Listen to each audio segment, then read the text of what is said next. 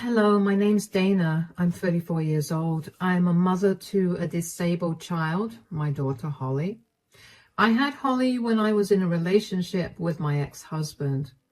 The two of us had always wanted a child, so we tried immediately after we got married and I got pregnant with Holly. However, I had to give birth prematurely and Holly didn't get to fully develop physically. Her arms aren't developed and her legs are all crooked. Anyway, it takes a lot more patience to raise a disabled child. The stress of it all got to my ex-husband and he asked for a divorce just a few months after Holly was born. I was devastated after that, and I barely made it out of the divorce alive. The only person that kept me going was my sweet baby girl. I made a promise to myself that if I ever got into another relationship, I would never be with someone who would not see Holly as a child and would rather see her as just a disabled person. 4 years after my divorce, I met Jake at a coffee shop. The coffee shop was crowded and we ended up sharing a table. We got to talking and we spent a good while talking. We decided to meet up again, and before I knew it, I began developing feelings for him. So I informed him that I was a single mother to a disabled child, and if he was not okay with that, we'd have to stop meeting. He told me he was okay with that, and that he had a daughter from a previous marriage. We dated for 1.5 years before we introduced each other to our kids, and I loved his daughter, Kiara, not only because she was so sweet, but also because she got along so well with Holly. She treated Holly like a regular kid, and it made my heart melt. Kiara was significantly older. She was around 14 when I first met her, and even though good behavior is expected from kids at that age, it was still heartwarming to see her treat Holly so well. After we introduced each other to our kids, Jake and I decided to move in. Jake had his own home while I lived in a rented apartment, so we figured that Holly and I would move in with him. A few months after we moved in together, Jake proposed to me and I happily said yes. I was practically floating on cloud 9 after we got engaged. I never thought that my life could get any more perfect. Around Christmas time of our 3rd year together, Jake asked me if I'd be open to taking a family picture for us to put on Christmas cards that he could send to his family and friends. Of course, I was on board with that, so we decided on a day to get the pictures to get taken, and when the day came, I got Holly ready. Jake began to get impatient and called everyone to gather round. Okay, everyone, gather round. We're going to take a picture to put on our Christmas cards. Do we have to do this? Dad, I have to complete my homework right now. It's only going to take 10 minutes at best. Your homework can wait that long. Dana, come on. I'm here. Sorry, I was just getting Holly ready. I'll just park Holly's wheelchair here. Is that okay, sweetie? Yes, Mama. Oh, Holly, could you move yourself a little away? A little away? She's going to be out of the frame. Yeah, that's kind of the point. Excuse me? This seems a little too much for us. Come on, Holly, let's go play some Xbox. Thank you, darling. Gosh, look what you've done. Why do you always have to be so dramatic? Dramatic?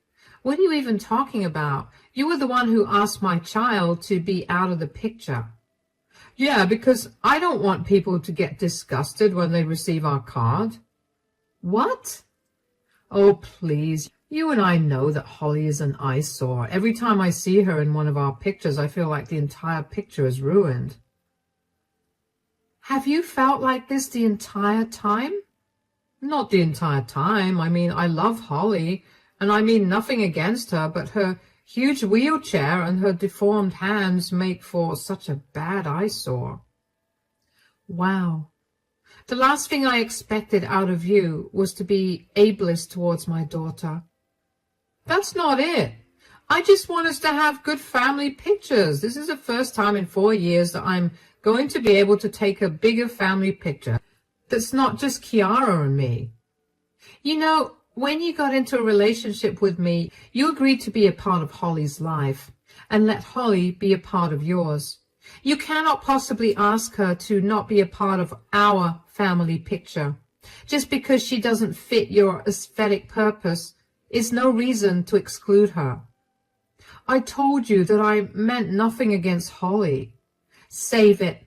If you truly loved Holly, you'd look past everything and you'd care more about her than some stupid need for a good picture. I'm going to grab Holly and I'm going. Don't even try to contact me. Oh, come on. It's not even that deep. We can take the picture with Holly. Don't leave. I couldn't believe what Jake said. He had never said anything remotely mean about Holly. He always treated her so well and always made sure that she was comfortable where we went. He was excellent with her, and I had always thought I hit the jackpot by finding him. Clearly, that was not the case. I never expected him to think Holly was disgusting. Jake followed me as I made my way over to Holly's room and grabbed a bunch of her things. He kept telling me that I was overreacting and that I didn't actually understand what he was saying. I didn't answer him at all and just let him ramble. I went to Kiara's room where Holly was and told her that we were leaving and wheeled her out of the house and into my car. I drove away to my mom's place. My mom looked very concerned when we showed up because I looked so pale. Once inside, I explained to Holly that we were going to be staying with my mom for a little bit, and Holly was understanding. I sat her in front of the TV and went into the dining room so I could talk to my mom. My mom was furious with Jake for the things he said and asked me if I wanted her to babysit Holly while I went and sorted things out. I told her that wasn't necessary. The thing is, my whole perspective of Jake changed the second he uttered those words. Gone was the kind and caring man. He was now just the same as my ex-husband, a disgusting, discriminating coward. I didn't see how talking to him would make anything better. I was filled with so much rage towards him that I wasn't sure if I could talk to him without being rude. Being rude towards him would not make me any different than him, and I didn't want to give him that satisfaction. I stayed with my mother for a week, and during that week, Jake kept blowing up my phone with texts and calls. I never responded to any of them. I may have calmed down a little over the week, but I was still beyond angry at him. But then, one day, Jake's mother, Sherry, called me. "Hi, sweetie, I hope I'm not disturbing you." No, I just gave Holly a bath and now she's watching TV. That's good to hear. I just called you because I needed to ask you something.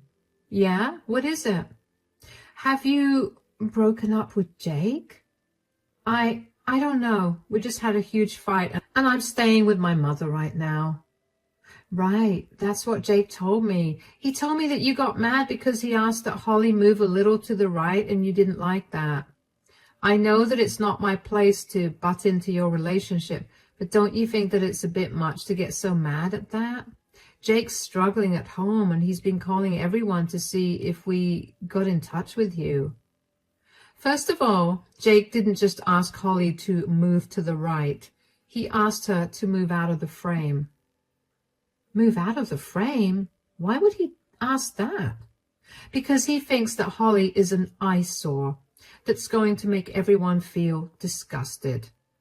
What? He cleverly left out the most important detail just to paint me in a bad light. You can ask Kiara, and she'll tell you that he wanted Holly out of the frame. Oh my God, I'm so sorry that he said that. I never expected him to think that way. I never even raised him to think that way. I don't know where that came from either. He had never once displayed any signs of dislike towards Holly, especially over her disability. He used to always speak so highly of her whenever he met us.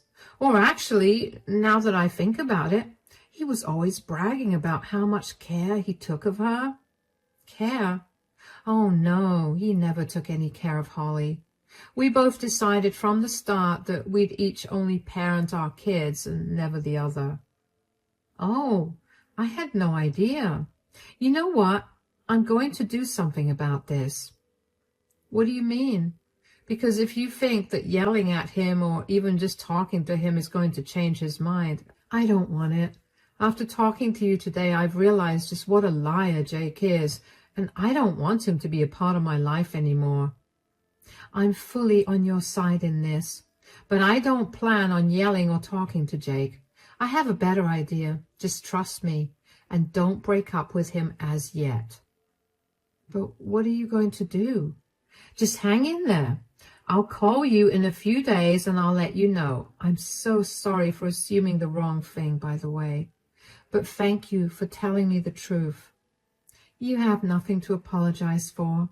Jake was the one who manipulated his words, so it's okay. Take care until then. Bye. That phone call from Sherry was even more of an eye-opener for me. Clearly all the things that I thought Jake did for Holly because he loved her were not done out of love, but rather as a means for him to show off. The thought of that only made my anger flare up. The same girl that he was bragging about was too ugly to be in his pictures. The sheer audacity of that man to do that. And aside from that, he also conveniently left out what the fight was about.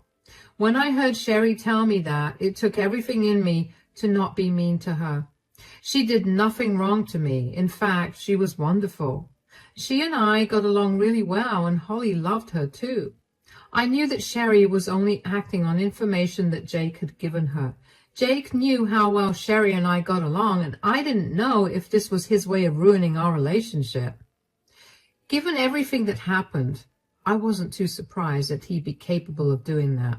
What I didn't expect was for Sherry to be so on my side that she'd be willing to teach Jake a lesson for treating Holly so badly.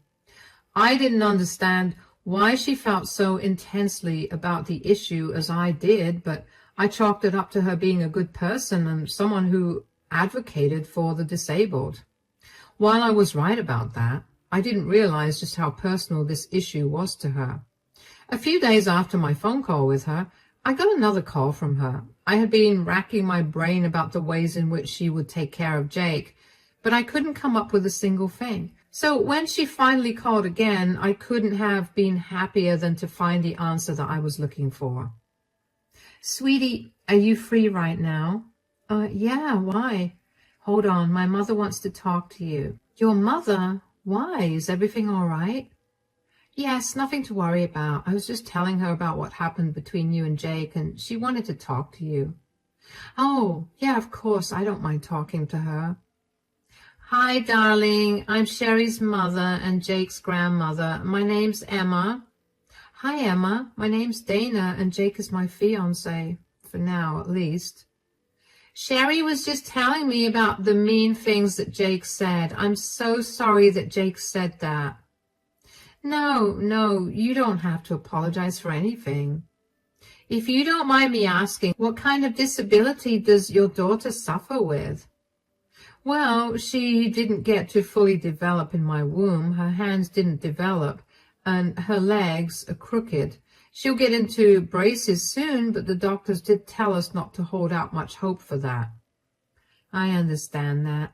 It must be really hard for you to see your child not getting the same treatment and opportunities as everyone else. I can't even begin to express how much that hurts. And hearing Jake say the same things that you know your daughter is going to hear in the future must have stung. Yeah, I want my daughter to grow up in an environment where she feels loved and accepted for who she is. I already know she's going to face a lot of issues in the future, so at the very least, her home should be a safe place. And if Jake himself thinks this way about her, then I'll never be able to give my daughter that. You're an amazing mother. I wish my parents were even half as kind as you. What do you mean? Polio took away my ability to walk, so I'm disabled now, which is why I wanted to talk to you. I made sure to raise my kids to be nice towards everyone, and my kids have done the same to their kids. I couldn't fathom why Jake would say something like that. I wanted to ask you if I could meet your little one. Oh my, of course you can. I'm sure she'd feel wonderful when she sees someone else who's just like her. I'm sure she'll feel that way too. Lord knows that I wanted that when I was younger. I'm hosting a birthday dinner for my 87th birthday this weekend. Why don't you two drop in? Oh, are you sure? I don't want to intrude on a family gathering. You will not be intruding at all. Just don't tell Jake anything. I'm going to humiliate him, and he's going to be crying for forgiveness. I've had a lifetime of discrimination and bullying because of my disability, and I'm not going to let someone in my family do to a child what I had to go through. Thank you so much, Emma. This really means a lot to me. Of course, sweetie. Now, I have to go take a nap, but take care of yourself. I can't wait to meet you. I can't wait to meet you either. Take care. I couldn't believe that I didn't know that Jake's grandmother was alive. You'd think it would come up in some conversation during our 3 years of being together, but it never did. It's even more alarming because Emma was disabled, and that would have been a great way to engage with Holly. Regardless, I was just glad that Jake's family was so much better than him, but the fact that they seemed to care more about Holly than Jake did, without even knowing her that well, made me incredibly sad. Why didn't Jake just talk to me about his feelings instead of stringing me along this way for so long? That's something only cruel people are capable of. When the weekend came, Holly was practically buzzing with energy. There was nothing Holly loved more than dressing up and going to a party. I didn't tell her that Emma was in a wheelchair just like her because I wanted her to be surprised when she saw Emma. I was sure she was going to be really happy to see someone who was older in a wheelchair just like her. When we got to Emma's house, one thing was clear. Emma was made of money. We pulled into the driveway of the fanciest house I've ever seen, and I had to double-check that I was at the right address. Anyway, Emma and I made our way into the house, and I was immediately greeted by the sight of a pretty big number of guests. None of them noticed me. Only one of them did. Jake. Jake's face paled, and he started trembling when he saw Holly and I there. He quickly made his way towards us. Dana, oh my God, what are you doing here? Why do you care anyway? Can you not be difficult with me right now? I haven't heard a word from you for a week, and now you just show up to my grandmother's birthday dinner? Do you have anything to say for yourself? I don't have to say anything. You are the one that needs to apologize. How did you even know about this dinner? She knew about it because I invited her. Hi, Dana, darling. How are you? I hope you didn't have much trouble finding the house. I'm doing good. And no, I didn't have any trouble with finding the house. How are you? I'm great. I barely feel like I'm a day over 60. Happy birthday, by the way. Holly, sweetie, wish Grandma Emma a happy birthday. Happy birthday, Grandma Emma. Oh, thank you so much. You're such a pretty girl, Holly. And you look just like me, but, older. Holly. Oh, it's okay. She's only speaking the truth. Okay, sweetie, we can hang out some more in 10 minutes. For now, you can go play with my great-grandkids. Don't worry about taking Holly there. I'll ask Sherry to take care of that. Wait, Grandma, how did you know about Dana? I heard the two of you got into a huge fight the other day. Dana, you told my grandma about it? Does privacy mean nothing to you? Sorry, didn't tell Mom. Dana didn't tell Mom, but she told me only because I asked her.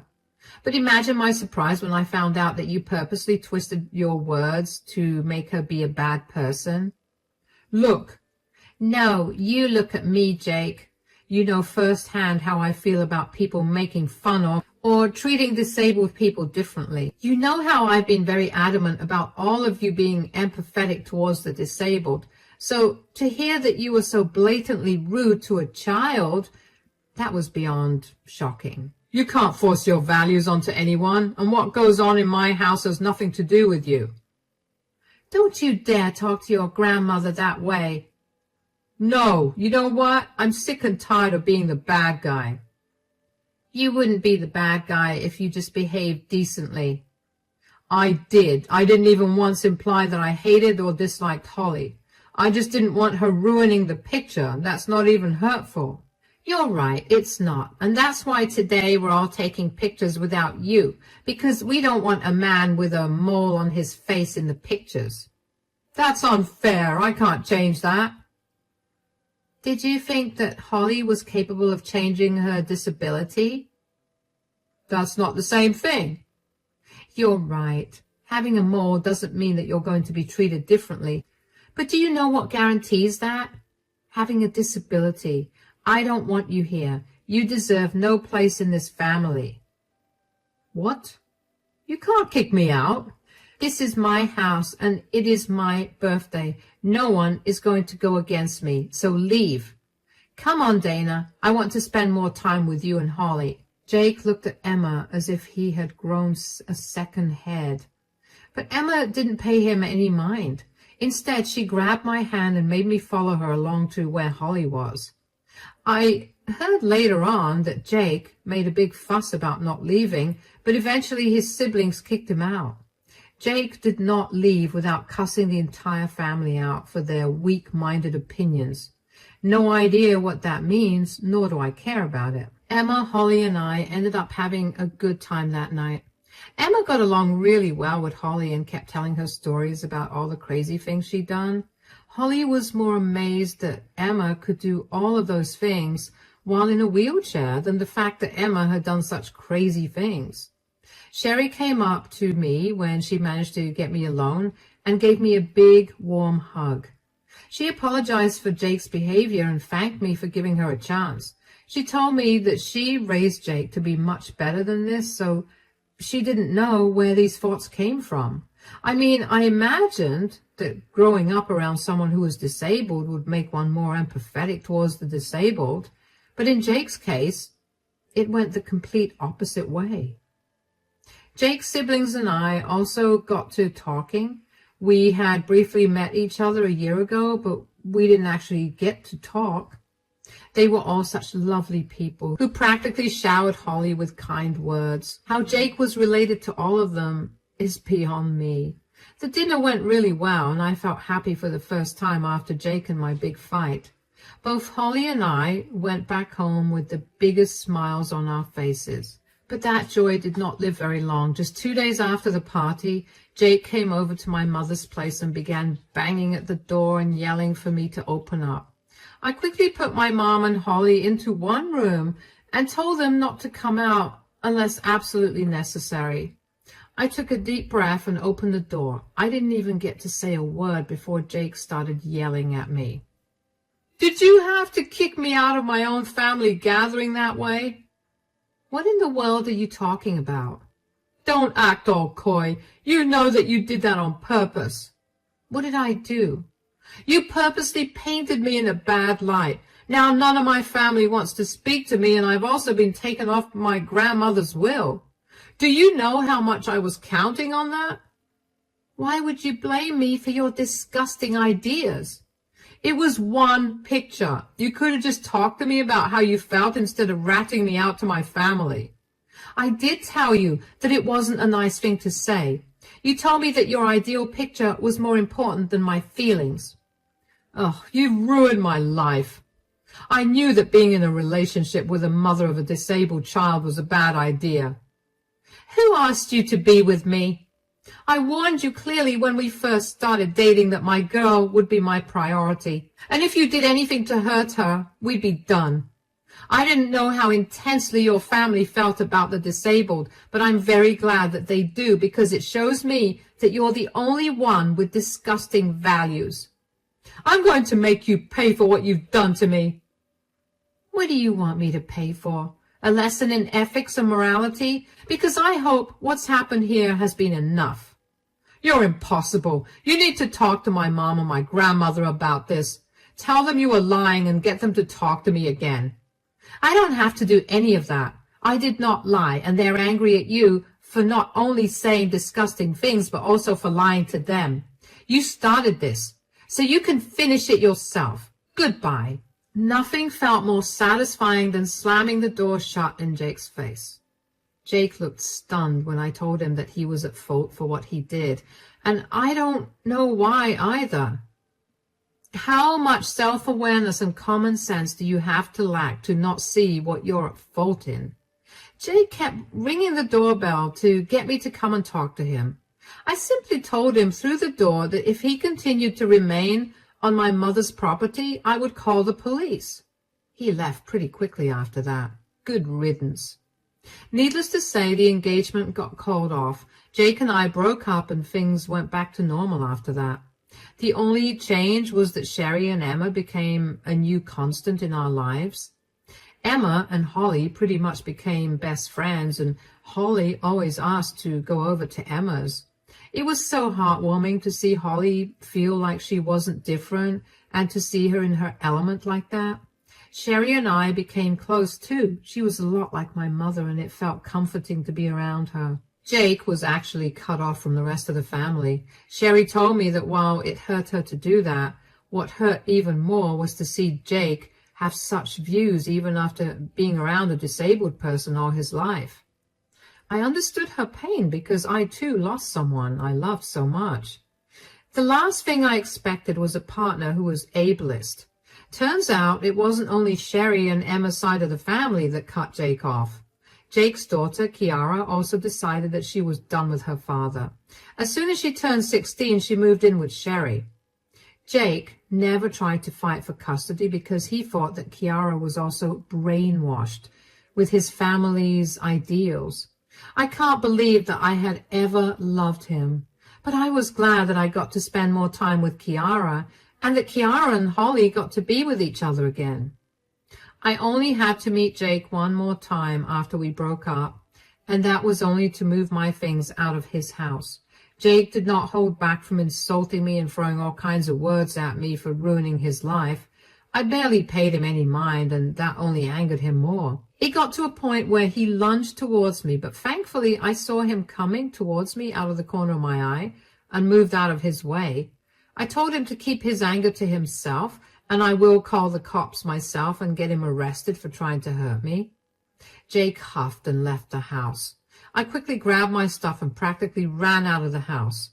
Only after I was a safe distance away from Jake's house did I finally break down. I hadn't shed a single tear since everything that happened, but him almost laying his hands on me was the final straw. Of course, I got a restraining order against Jake because I didn't want him to get anywhere near me or Holly. Sherry and Emma were furious when they heard about what Jake had done, and only reached out to him to let him know that if he tried anything more, they were going to contact his uncle, who was his boss, and they would get him fired. Jake was silent after that. It's been a wild ride so far, but I finally got my own place, and Holly is happy. I may have lost Jake, but I ended up gaining a whole new family after he left. And I couldn't be any happier about it. Thank you for listening.